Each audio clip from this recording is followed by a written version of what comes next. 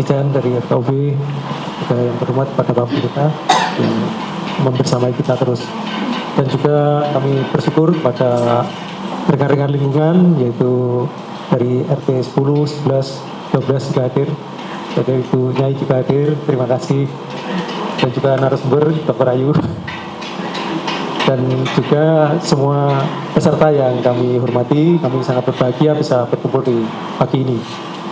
Jadi pertama-tama kami ucapkan syukur pada Tuhan Yang Maha Esa yang telah mempertemukan kita di dalam suatu suasana yang indah ini. Tentunya kebersamaan kita ini tujuannya dengan niat baik untuk membangun suatu SDM yang mempunyai istilahnya kalau di kepegawaian apa-apa kompetensi ya, mempunyai kompetensi dasar terkait dengan bagaimana home care nanti dan juga bagaimana kita menciptakan suatu SDM yang juga siap dalam melayani, baik mungkin melayani secara sosial atau mungkin melayani secara komersial. Kami mengucapkan terima kasih kepada Gereja GKJ Sidoarjo yang telah berkenan kita bersama-sama di sini. Memang yayasan ini adalah bagian dari GKJ Sidoarjo, tetapi kami tidak bergerak di dalam dunia praktis, di dalam kerohanian dan istilahnya keagamaan, tetapi kami bergerak di bidang sosial ya, bidang sosial kemasyarakatan, dan kami menciptakan istilahnya pemberdayaan masyarakat sesuai visi misi kami, yaitu bersatu hati menjadi bagian untuk menjadi berkat ya, berkat bagi siapapun. Jadi kami untuk terbuka untuk semuanya. Gerak kami di bidang sosial, yaitu kami telah melakukan terkait dengan beasiswa yang disampaikan.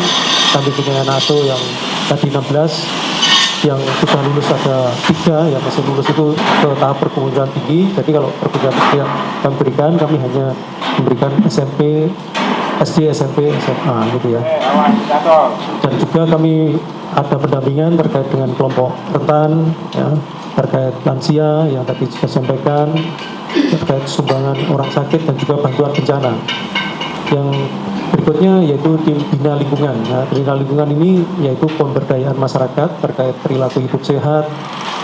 Kemarin kita misalnya memberikan AKT dan nanti juga akan pendampingan pelatihan di masyarakat. Itu tujuannya kami yaitu terjalin komunikasi asertif ya. Komunikasi asertif itu menggali suatu informasi di mana masyarakat membutuhkan apa, dan nantinya sebenarnya masyarakat sendiri yang punya berdaya untuk menyelesaikan itu. Jadi kita hanya memberikan solusi-solusi, tapi solusi-solusi melekat gitu ya. Dan kami juga akan mendatangkan apa yang menjadi kebutuhan, misalnya kebutuhan tenaga pelatih terkait perekonomian warga, misalnya berternak atau terkait dengan kebersihan lingkungan. Nanti kita akan pendampingan itu di lingkungan. Yang ketiga yaitu kami terkait dengan pendidikan. Ya, kami juga melakukan pendidikan, ada kursus musik ya, kursus musik ini gratis, dan kalau dia mau membayar, anaknya orang mampu, hanya kita berikan 20.000 per bulan ya, itu 4 kali pertemuan. Tapi kalau dia merasa tidak mampu, tidak apa-apa, jadi kita memang free tujuannya. Selain itu juga ada terkait dengan teman-teman mendirikan suatu gamelan. Kita punya gamelan yang komplit, dan ini ada orang-orang penggerak seni yang di Surabaya itu yayasannya sudah bubar, mereka bergabung dengan kami, dan kami sangat terbuka sehingga kami nanti bisa membiayai daya istilahnya terkait dengan pemerintah Sidoarjo, bagaimana kita juga punya potensi-potensi orang-orang yang di penggiat gamelan di sana.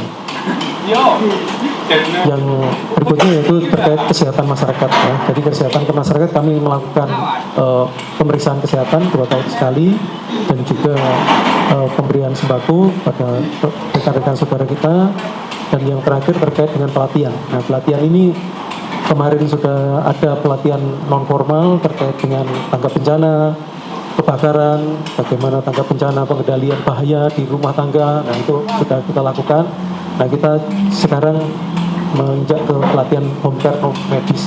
Kenapa kami non medis? Sebenarnya ini kami berkait dengan dinas kesehatan. Jadi jangan sampai kita menyalahi etika medis gitu ya. Jadi memang peserta ini persyaratannya bukan backgroundnya orang medis gitu ya, jadi bukan perawat, bukan, jadi dia hanya SMA atau SMP atau mereka punya niat untuk mau mendampingi orang sakit. Nah itu sehingga bergeraknya di non medis itu menjadi dasarnya supaya kita tidak salah dalam dunia itu. Memang berangkat pelatihan ini ya tadi disampaikan oleh Ibu Retno, sekretaris kami, yaitu bahwa berangkat kita itu ada orang sakit, tetapi orang sakit itu sebatang kara, jadi dia tidak ada yang mendampingi di rumah sakit. Nah, berangkat dari situ kita ingin ada inisiatif bagaimana kalau yayasan juga mengambil alih atau memberikan peran-peran itu. Atau ada orang sakit mampu, tapi anak-anaknya bekerja semua, jadi dia tidak ada yang mendampingi orang sakit, dia mau membayar, tapi nggak ada orang yang punya kompeten di situ. Nah, kita juga membayar situ. Jadi pelatihan ini selain untuk dalam tadi sosial, tadi juga peserta itu juga dapat secara ekonomi nanti. Misalnya peserta ini mau bekerja, nanti kita salurkan ekonominya ya tadi misalnya ada klien atau orang yang memang punya uang, ya itu akan diberikan istilahnya honor ya, honor dari itu tadi. Dan tentunya mereka berkompeten. Nah, kalau memang nanti murni pelayanan, ya nanti yayasan yang akan mensupport terkait tenaga tadi. Saya menyambut gembira sekali bahwa Anda ini sudah berniat untuk melayani.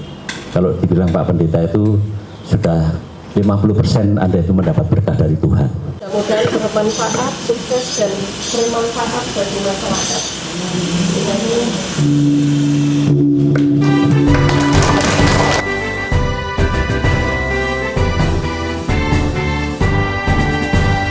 Sungguh indahnya negara kita, Indonesia Raya, beragam suku, budaya dan agama, harmonis dan selaras, saling